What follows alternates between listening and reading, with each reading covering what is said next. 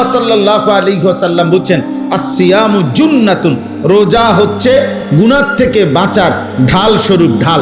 যুদ্ধের ময়দানে তরবারির সাথে যেরকম ঢাল থাকে, যা দ্বারা শত্রুর তরবারির আক্রমণ থেকে বাঁচানো হয়, নিজেকে রক্ষা করে, রোজা মানুষকে নবীজি বলছে যাবতীয় গুনাহ থেকে বাঁচার ক্ষেত্রে ঢাল স্বরূপ।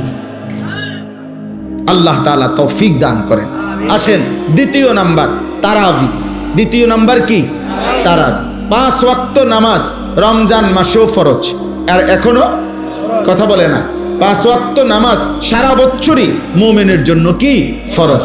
একটা কথা ছেলের আব্বা, তুমি খাও দাও ফুর্তি করো যাই করো কোনো অসুবিধা নাই, মনে রাখো, বাকি এতটুকু মনে রাখো, তোমার ভোটার আইডি কার্ড আর জন্ম নিবন্ধন সনদের হিসাবে না, বরং আল্লাহ রাসূল সাল্লাল্লাহু আলাইহি ওয়াসাল্লাম বলেছেন 5 ওয়াক্ত নামাজ যার জীবনে নাই, আল্লাহর নবী বলছে তার জীবনের মধ্যে ঈমানও নাই, ইসলামও নাই। নবীজি সাল্লাল্লাহু আলাইহি সাল্লাম বলছেন, ফারকু মা বাইনানা ওয়া বাইনাল কুফরি আস-সালাহ। কোন ব্যক্তি ঈমানদার নাকি কাফের এটা পার্থক্য করার চিহ্ন আল্লাহর নবী বলেন নামাজ।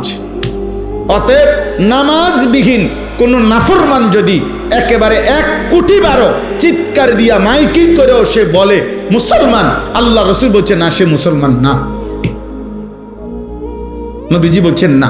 তো ঠিক এবারে তোমার ভোটার আইডি কার্ড লইয়া তুমি কবরস্থানে যাইও, তোমার ভোটার আইডি কার্ড নিয়া তুমি হাসরের ময়দানে দাঁড়াই।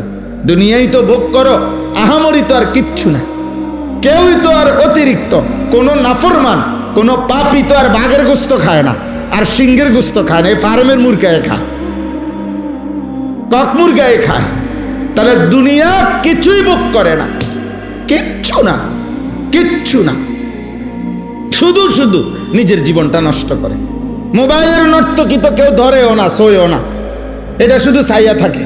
তাহলে এটা তো নিজেই বোঝে এটা বেহুদা, এর জন্য আল্লাহর নাফরমানি করে, 1 ওয়াক্ত নামাজ পড়ে না। আহা আশ্চর্য এটা।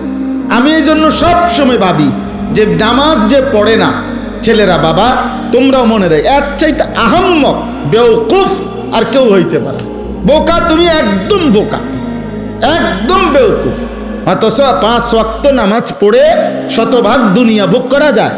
খানা, খাদ্য, পেশাব, পায়খানা, স্ত্রী, সন্তান, সংসার, দালান, বিল্ডিং, বাড়ি ঘর, সব কিছু দুনিয়া ভোগ করা যাচ্ছে নামাজ যারা পড়তেছে। তাহলে এখানে অসুবিধা কোথায়?